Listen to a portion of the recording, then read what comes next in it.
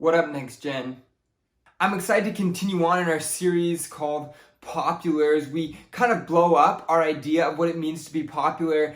And today I want to talk about the idea of influence. Now I get it, when you hear the word influence, you probably think about like the idea of a bad influence, because that's often what we hear from the older people in our lives, like our youth pastors or our teachers, coaches, and parents. Don't be a bad influence. Don't hang out with those people. They're bad influences on you. You can't watch that TV show because it's a bad influence on you. Your younger brother looks up to you so much. Don't be a bad influence on him. Okay, I get it. The people in our lives really want to protect us, so oftentimes they want to keep us from bad influences. I'm so thankful for those kind of people in my life when I was in middle school. But today, I want to talk about positive influence. Because simply put, influence is the ability to have an effect on someone else. When you have influence over someone, it means that you have the potential to change something about what they think about themselves, or how they act, or how they choose to live their life. Now, I know what some of you may be feeling. Man, the thought of being a good influence feels like a ton of responsibility and pressure that I don't want. It makes me feel like I always have to have the right answers, like I can never mess up, and like I always have to make the right decisions. And that, to me, is a ton of pressure. Now, I understand that, but I really don't think that that's what influence is all about either. So what is influence about?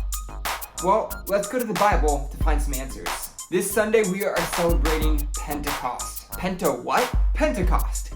It's this super amazing thing that happened right after Jesus rose from the dead and then went back up to heaven. We can read about it in Acts chapter 2. In Acts chapter 2, we have these pretty original people, and the Bible calls them disciples. They were some of the first people to follow Jesus. Now, the disciples were pretty average dudes, kind of like you and me. They didn't have super special skills. They weren't big influencers, and they weren't really that popular. And honestly, if the disciples were to live during our day and age, they wouldn't have many followers on things like TikTok or Instagram. The disciples were your really average, normal people. But in the beginning of Acts 2, it tells us this. On the day of Pentecost, all the believers were meeting together in one place. Suddenly there was a sound from heaven like the roaring of a mighty windstorm, and it filled the house where they were sitting. Then what looked like flames of tongues of fire appeared and settled on each of them. And everyone present was filled with the Holy Spirit and began speaking in other languages as the Holy Spirit gave them this ability.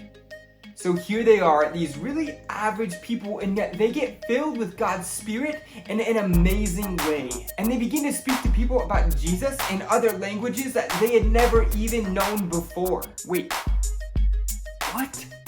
And then Peter, one of the disciples, gets up in front of this big group of people that had gathered at the temple in Jerusalem, and he gets ready to speak.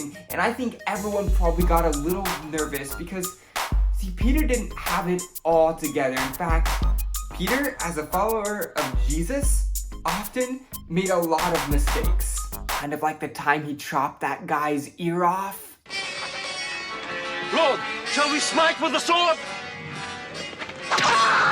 Yeah, but we won't go there. So Peter gets up in front of this huge crowd and gives this amazing message about Jesus, and right there, 3,000 people decide to get baptized and to give their lives over to following Jesus. So here's the thing about influence. It's not so much about what you can do, but about what God can do through you. If you have given your life over to Jesus, His Spirit now lives in you, helping you to follow Him and to influence those around you for Him. Last week we learned about this small kid who gave Jesus his sack lunch that Jesus could do this amazing miracle and feed a crowd of 5,000 people. And this week we learned about this disciple named Peter, who, though he often messed up a lot, allowed God to use him to reach a ton of people for Jesus. And I hope that you guys are getting the picture. It's not about us being amazing or having it all together, but it's about our amazing God who wants to use us to influence those around us. And that is what influence is all about as a follower of Jesus. See, as this movement of following Jesus started, these new believers and disciples didn't always have the right answers or know what to do next. But they started by taking small steps and following Jesus, and Jesus used that to impact those around them. And here's the bottom line for us. Doing big things starts with small steps. As we read on in Acts chapter 2, we see that these early followers of Jesus just kept taking the next small step. So, your ability to influence others starts with small steps in the right direction. Here are some things to help get you started. Number 1, think about how and in what way you want to influence others. Do you want to influence others to be more generous, or to be kind, or to help those in need, or to have more of an authentic faith in God?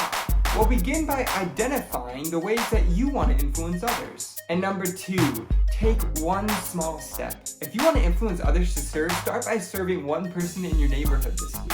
If you want to influence those in your friend group to not swear anymore, then start by working on your own language.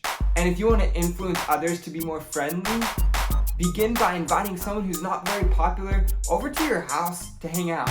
And remember what Pentecost teaches us. It teaches us that it's not about being amazing or being super important or being super popular to have influence over others, but it teaches us that God's Spirit is with us and will give us the strength to do the next small step. Doing big things starts with small steps as you let God's Spirit work through you. Have a great week, you guys, and remember that having an influence can start right here and right now.